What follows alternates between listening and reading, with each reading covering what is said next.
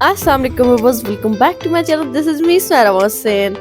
एक बहुत ही interesting vlog में आप सबका वेलकम है, क्योंकि मेरे बेटे की बर्थडे जैसे कि गुजरी है और उसके बाबा ने दिया है उसको एक बहुत ही मज़ेदार सा सरप्राइज और हमने प्लान किया है मरी जाने का, क्योंकि हाल ही में स्नोफॉल हुई है तकरीबन 2-3 दिन पहले और ये दिन भी इलेक्शंस के दिन थे और जिसकी वजह से छुट्टियां थी। सबको वोट वगैरह किस किस ने डाली है मुझे कमेंट सेक्शन में ज़रूर बताइएगा। हम में से तो कुछ लोगों ने वोट डाली है और कुछ ने नहीं डाली, क्योंकि आप सबको पता है कि धांधली जो है ना वो हो चुकी है, इसलिए वोटिंग का इतना फ़ायदा था नहीं। कुछ था भी, कुछ लोग को लग भी रहा था, क्योंकि आपको पता है डालना भी ज़रूरी है, लेकिन जिस तरह के आजकल हालात चल रहे हैं तो शायद किसी का भी दिल नहीं था। तो खैर आप सब में से किस किस ने वोट डाला हो तो मुझे बताना ज़रूर कमेंट सेक्शन में। तो हमारे सफ़र का जो है वो आगाज़ जो है ना वो हो चुका है। सबसे पहले हम तरनोल से निकले हैं इस्लामाबाद की तरफ और हमने लेक व्यू को अभी अभी क्रॉस किया है और ये जो है ना मरी के खूबसूरत मनाज़र स्टार्ट हो गए हैं। ये बाराकू से आगे का सफ़र है। बाराकू किला कभी प्यारा है अगर आपने ट्रैवल करना है। और हमने ये जो इंटरेस्टिंग व्लॉग कुछ इस तरह से भी है, क्योंकि हमने बाइक पे जाने का फ़ैसला किया था ताकि हमें पता चल सके, हमें आइडिया हो कि बाइक पे जाने का कितना खर्चा आता है और आपको कौन कौन सी मुश्किलात जो है वो फेस करनी पड़ती है, क्या बाइक पे ज़्यादा मज़ा आता है या नहीं। हर चीज़ की डिटेल वगैरह खर्चा वगैरह टोटल जो है ना वो हम आपको इस व्लॉग में बताएंगे। तो जितनी भी खाने वगैरह की चीज़ें थी वो हमने बाराकू से ले ली थी, क्योंकि वहाँ पे सस्ती मिल जाती है और अक्सर आपको पता होगा कि मरी में चीज़ें महंगी होती हैं। हमने तो ऐसा ही सुना है, लेकिन खैर हम अपनी बिरयानी वगैरह चीज़ें वगैरह जो जो हमें इम्पोर्टेंट लगी वो हम ले के चले गए हैं। और ये देखिए रास्ते में बहुत ही खूबसूरत जो है ना पहाड़ आ रहे हैं, तो मैंने कोशिश की है ज़्यादा से ज़्यादा नज़ारे फिल्मा सकूं। तो ये सबसे पहली जो स्नोफॉल है ना वो हमें नज़र आई, जो स्नो पड़ी हुई थी।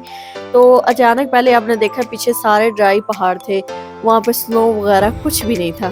तो ये जो सबसे पहली जो हमें स्नो नज़र आई ये काफ़ी गंदी सी हो चुकी थी, क्योंकि आपको पता है मट्टी धूल वगैरह पड़ती है, लोग गुजरते हैं, तो ये गंदी हो चुकी थी। तो ये सबसे पहले इस तरह से स्नोफॉल स्टार्ट होती है, क्योंकि हम जब सफ़र का आगाज़ किया था तो हमें लग नहीं रहा था कि स्नो नज़र आए, क्योंकि सारे पहाड़ जो ग्रीन और ड्राई नज़र आ रहे थे और स्नो वगैरह का कोई नामो निशान नहीं था, कोई वाइट पहाड़ी नज़र नहीं आ रही थी। तो ये तकरीबन हमने जब आधा घंटा ट्रैवल किया है बाराकू से, तो फिर हमें ये जो है ना स्नोफॉल नज़र आई है। तो ये देखिए यूँ इस तरह से स्नोफॉल के कुछ कुछ जो है ना आसार नज़र आ रहे हैं। तो यहाँ पे आपने देखा सबसे पहले मैकडोनल्ड्स वगैरह हर चीज़ यहाँ पे अवेलेबल है। हर चीज़ अगर आप कहते हैं कि आप घर से लाएं तो घर से लाने का एक अपना प्रोग्राम है, लेकिन यहाँ से आपको हर चीज़ जो है वो बआसानी मिल जाती है, आप इजीली ख़रीद लेते हैं। हाँ, हो सकता है कभी ट्रैफिक जैम हो या कोई इशू वगैरह, तब यहाँ के लोग थोड़ी सी महंगी चीज़ देते हो, लेकिन जो लोकल प्राइस है वो, क्योंकि यहाँ पे बहुत बड़े बड़े मार्ट और स्टोर हर चीज़ बनी हुई है। तो ये देखिए हम इस टाइम पे पहुँच चुके हैं और हमने एक जगह पे जाने का फ़ैसला किया, क्योंकि जगह पे चढ़ना काफ़ी मुश्किल था। तो अरसम को तो उसके बाबा ने जो है ना वो पहाड़ों पे चढ़ाया है। और ये देखिए यहाँ पे हमने सोचा, डिसाइड किया कि यहाँ पे हम वीडियो बनाते हैं। और यहाँ पे हमें भूख भी बहुत ज़्यादा लग रही थी, क्योंकि हमने नाश्ता बहुत ही लाइट वेट किया था। और ये हम इस टाइम इस जगह पे पहुंचकर बड़ी मुश्किल से पहुंचे हैं। और जब आप रोड पे खड़े होते हैं आपको सर्दी नहीं फील होती, इस तरह एक नॉर्मल लगता है, लेकिन जब आप बर्फ़ के ऊपर जाते हैं बैठते, ज़ाहिर सी बात है, तो फिर आपको ठंड लगती है और आपके हाथ थोड़े ना वो ठंडे ठंडे होने लग जाते हैं। पीछे वाली फैमिली जो है काफ़ी इंजॉय कर रही थी, वो भी हर बंदा यहाँ पे पिक्स बना रहा था, वीडियो बना रहा था। और हमारा ट्राइपॉड भी काफ़ी मुश्किल से सेट हुआ, क्योंकि बर्फ़ फिसल रही थी। और हमने यूँ इस तरह से बिरयानी का जो है ना वो आगाज़ किया है कि हम इसको खाएं, क्योंकि भूख बहुत ज़्यादा लग रही थी और अलसम को भी लग रही थी, अलसम को हल्की हल्की ठंड भी लग रही थी। और लेकिन खैर मज़ा बड़ा आ रहा था। ठंड जो है ना ज़्यादा वो उस टाइम लगती है जब आप बर्फ़ से खेलते हैं, मतलब आप बर्फ़ एक दूसरे को मारते हैं या स्नोमैन बनाते हैं या कुछ ना कुछ ऐसा करते हैं, तो उस टाइम जो आपके हाथ जो है ना जवाब देना शुरू हो जाते हैं, तो वो जो टाइम होता है ना वो काफ़ी मुश्किल होता है। तो खैर सबसे पहले हमने यहाँ पे पेट पूजा की और फिर काम दूजा वही वाला हिसाब किया। और एक चीज़ मैं आपको बता दूं कि आप जब भी मरी आएँ, ठीक है, अच्छे से पैक होके आएँ और जूते जो है ना उनका इंतखाब करना बहुत ज़रूरी है, क्योंकि जब हम ऊपर चढ़ते हैं ना पहाड़ों के, तो ये चढ़ना जो है ना चढ़ाई बहुत मुश्किल हो जाती है। तो आप कोशिश करें जिस तरह के मैंने शूज़ पहने उसके नीचे जो कट्स वगैरह लगे होते हैं, मतलब जिनकी ग्रिप अच्छी हो, ठीक है, उनका जो नीचे वाला सोल होता है वो काफ़ी अच्छे वाला हो तो वो ज़्यादा बेहतर है। मैंने कई लोगों को देखा वो वहाँ पे खुद से ही या फैंसी शूज़ या जिस तरह के कपड़े के शूज़ बने होते हैं वो वगैरह पहन आती हैं, तो वो मेरे ख्याल में बहुत ही गंदा ऑप्शन है।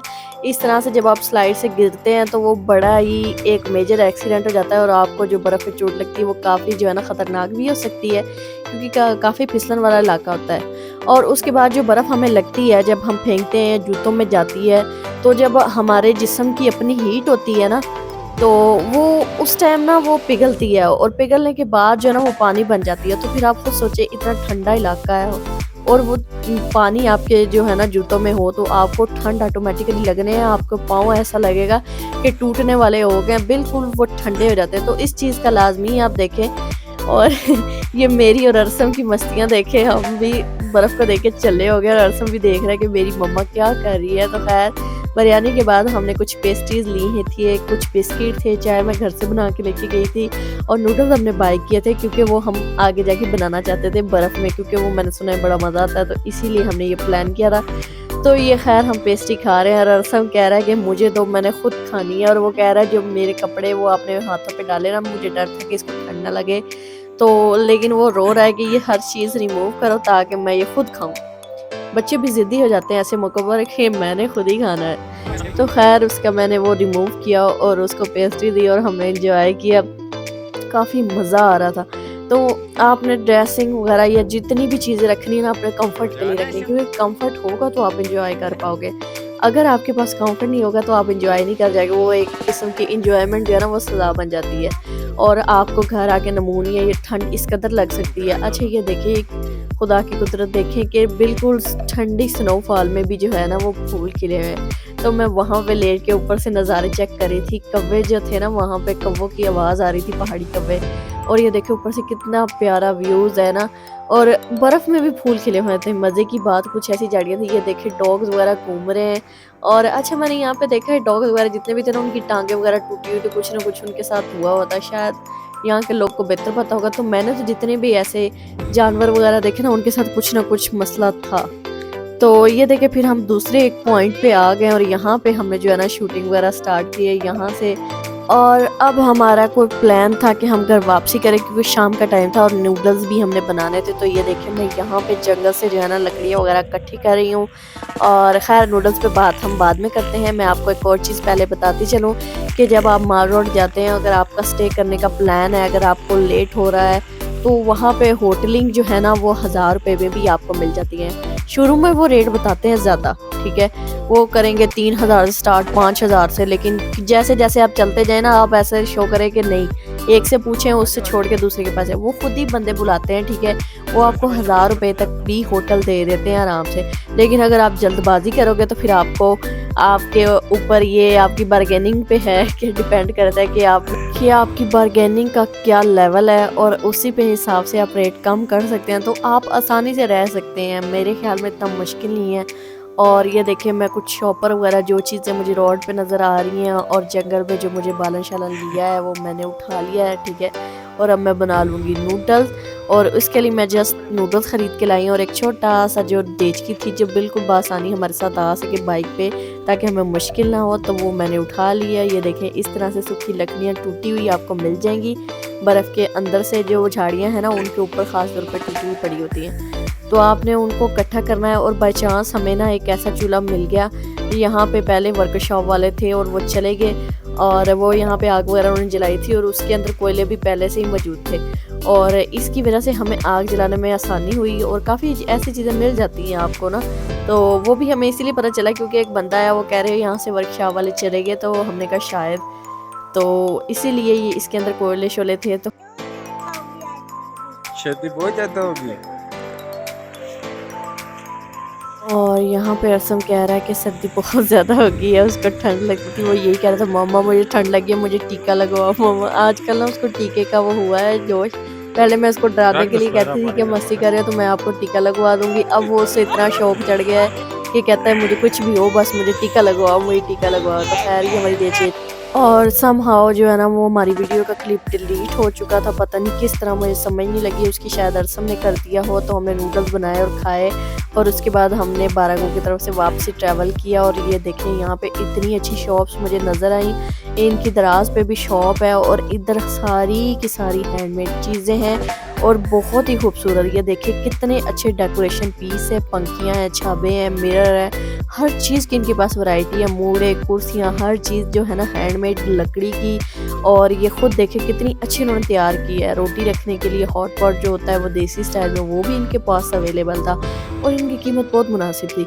ये लोग पहले कीमत बताते हैं लेकिन फिर भी वो बेचारे कम कर देते हैं। और यहाँ के लोग बहुत मेहनती है, ये खुद ही चीज़ें बनाते हैं, इसी वजह से हमें काफ़ी सस्ती मिल जाती हैं। मैंने सोचा था कि शायद वहाँ से महंगी मिलती हो क्योंकि मैंने अक्सर सुना, लेकिन ये चीज़ें अच्छी हैं यार और सस्ती हैं।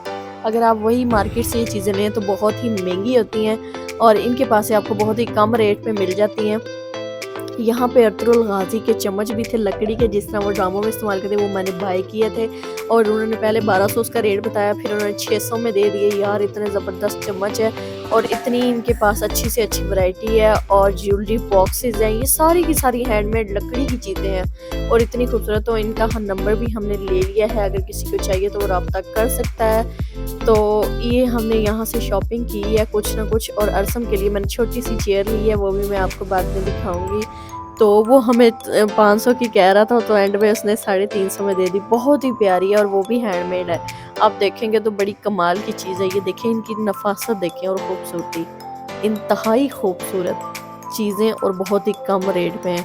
तो खैर हमने यहाँ से शॉपिंग की। तो वीडियो आपको अच्छी लगी हो तो लाइक कर दीजिएगा, नया तो चैनल को सब्सक्राइब कर दें। मिलते हैं आपको नेक्स्ट व्लॉग में। अल्लाह हाफिज़।